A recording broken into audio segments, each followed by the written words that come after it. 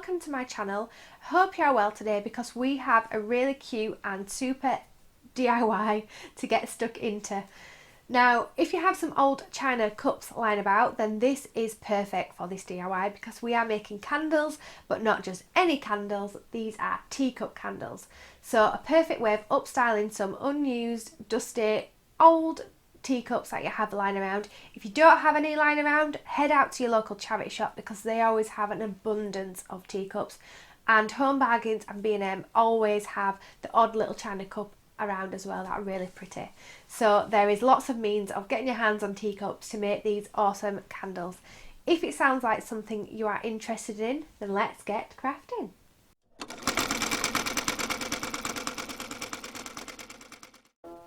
To make these teacup candles, you are going to need some soy wax, a metal jug for melting the wax in, your chosen teacup or teacups, your chosen fragrance oil, some pre-waxed wicks, a thermometer and a little cup to measure out your fragrance oil in.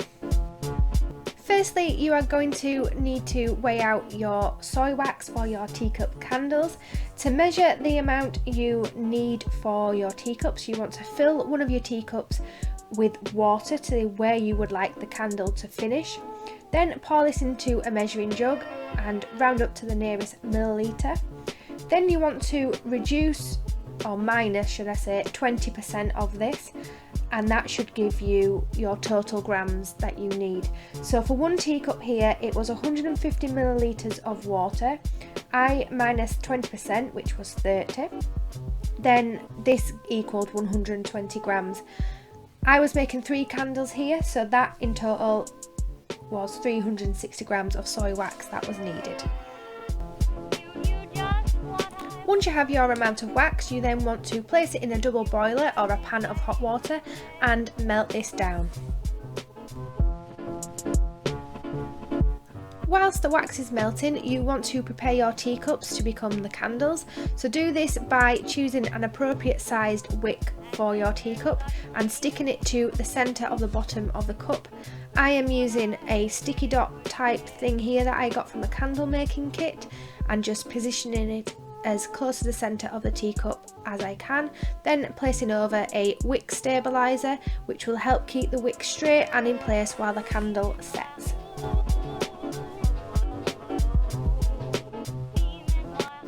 Keep an eye on your wax and see how it is melting. You don't want this to begin burning as it is melting.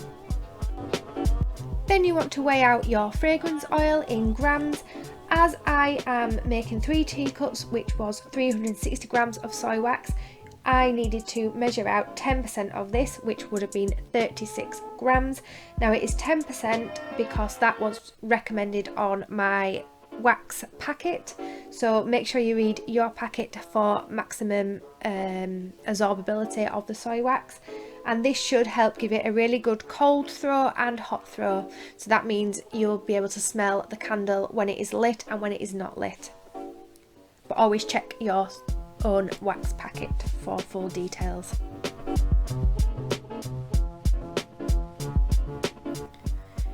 Place your thermometer into the wax to keep an eye on its temperature. You don't want it getting too hot above its own melting point, and you'll be needing this later.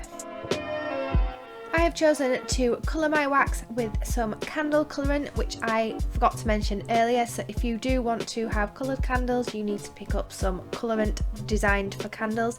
These are like a coloured wax that you melt in. So if you are going to do this, melt it into your wax now. I didn't measure this out, I just crumbled little bits into my desired shade, but I think you are supposed to measure it out. Once your wax has fully melted and the colour combined, remove it from the heat and it's time to add in your fragrance oil. Now you want to make sure the wax is between 75 to 80 degrees Celsius before adding in your fragrance oil. This will allow maximum absorption into the soy wax and will help achieve the really good cold and hot throw that you want for your candle. If you add it in when it is too hot, it's likely to burn off, and if it is too cold, it won't absorb fully. Before pouring in your wax to the teacups, make sure it is between the temperatures of 50 to 70 degrees Celsius, or as is stated on your wax packet. This will help the candle set a bit more evenly and stop it sinking in the middle and cracking. But it is a bit of test and error, so check your wax packet before doing this. Allow the candle to set and harden, keeping the wick stabilizer in place until it has done so, and then it is time to trim the wick.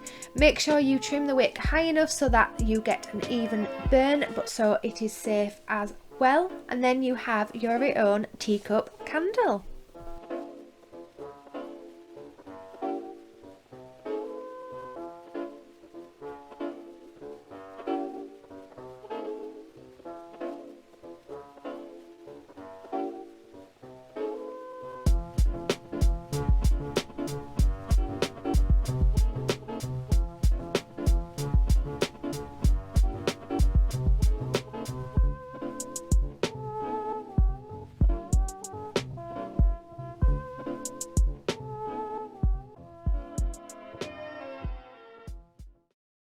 There you have how to make your own teacup candle, perfect for adding a bit of decor to your home as well as giving away as gifts. So if you're looking for some really cute handmade gifts, why not add this one to your list for Christmas, and they will go down a storm, because who doesn't love a candle? I know I do.